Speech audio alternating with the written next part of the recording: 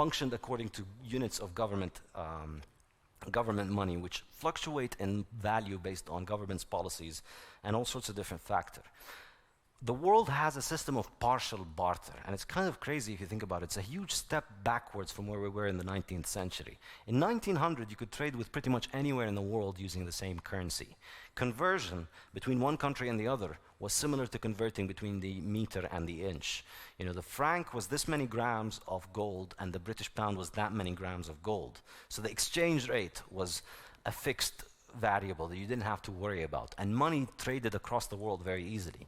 Now we have barter. We're back to international barter. If you want to buy something from another country, you have to buy their currency first and then buy their things, which is a massive inefficiency that creates this enormous monster called the foreign exchange market, whose size is 25 times the size of world GDP. And because obviously it's not productive transactions, they don't go into GDP. But the amount of transactions that goes into just trying to solve this problem of coincidence of wants of barter on a global scale is an enormous market that we could simply get rid of if we had one functioning central, one functioning neutral unit that did not depend on a single government.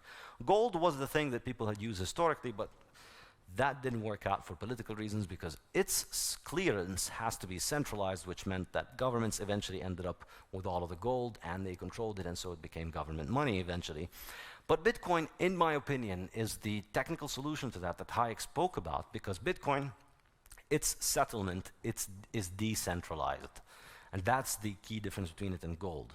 So whereas in gold, we tended towards a world with, say, 30, 40, 50 central banks clearing amongst one another, with Bitcoin, we can have thousands of effectively central banks around the world performing final clearance with one another, and then on second layers they can handle all the other kinds of payments.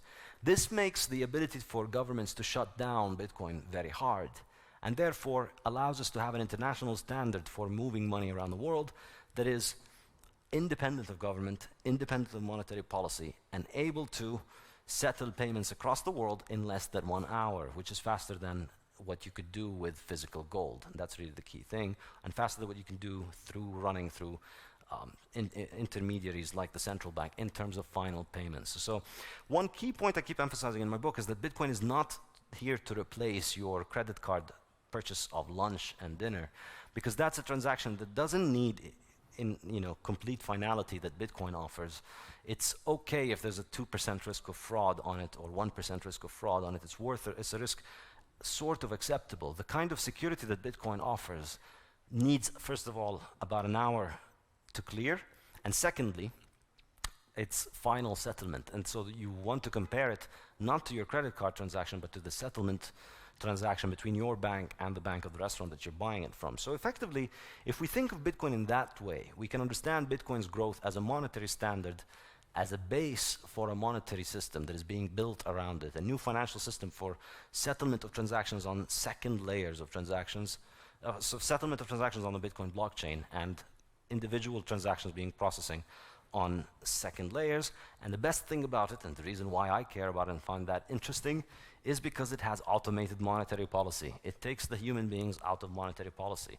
And this is, in my opinion, like taking the human beings out of the phone operators, but much, much, much better. All of these PhDs in central banks trying to think that monetary policy and interest rates are something that they get to plan. One day we're going to laugh at them like we laugh at central planners in the Soviet Union, thinking they can plan the potato market and so on.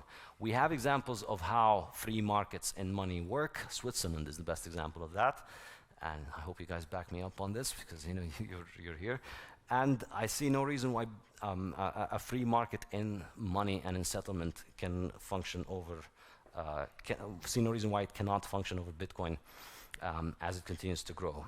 So this is my book. It's available online, or it should be, and this is my website and my email. I welcome any communication from any of you. Thank you so much.